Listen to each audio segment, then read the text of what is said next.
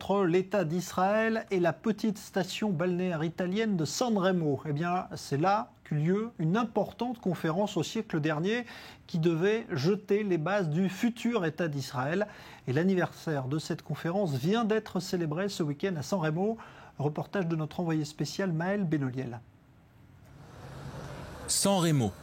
Avec ses nombreuses terrasses en bord de mer, son port de plaisance et ses luxueux bateaux, ses villas et son casino, et ses ruelles piétonnes où les nombreux touristes aiment s'y perdre.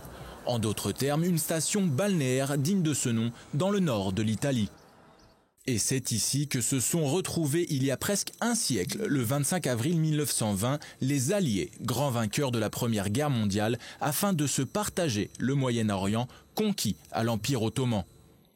Une conférence où il a été question de la déclaration Balfour de 1917, celle qui prévoit notamment l'établissement d'un foyer pour le peuple juif en Palestine.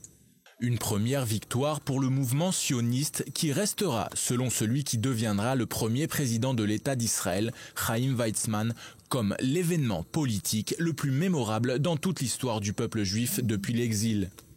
Pour marquer cet événement, des sympathisants d'Israël venus du monde entier se sont retrouvés le temps d'un week-end pour célébrer cette date anniversaire.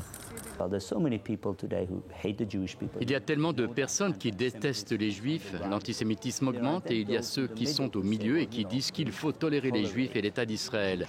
Nous pensons que tolérer n'est pas suffisant. Pourquoi devrions-nous uniquement tolérer la présence du peuple juif en Israël ? Nous devrions la célébrer. Je dis ça en tant que Finlandais. Je n'ai pas de racines en Israël ou avec le judaïsme, mais je vois bien la contribution du peuple juif faite à ce monde et je me dis « waouh ». Une célébration organisée par la Coalition européenne pour Israël. Une organisation apolitique qui regroupe pour la plupart des fidèles chrétiens. J'ai changé mon emploi du temps exprès pour être ici car cela me donne l'occasion de regarder en arrière et de penser à Israël et à son histoire. Il faut se rappeler ce que l'on partage entre les pays et avec la culture, avec les valeurs importantes d'Israël, les valeurs de démocratie, les valeurs de dialogue, les valeurs d'égalité homme-femme, les valeurs de liberté de pensée, de liberté de religion. Donc c'est des valeurs essentielles, aujourd'hui devenues des valeurs universelles.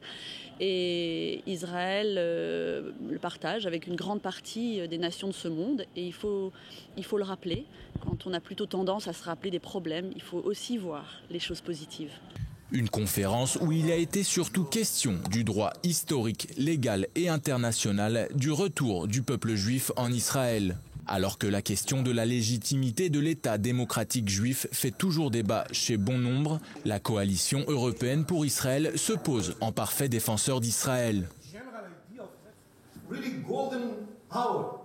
Ici, à San Remo, à un moment bien précis, le monde a décidé de faire la bonne chose et de reconnaître qu'Israël devait revenir au peuple juif. Car il y a des raisons historiques et factuelles à cela.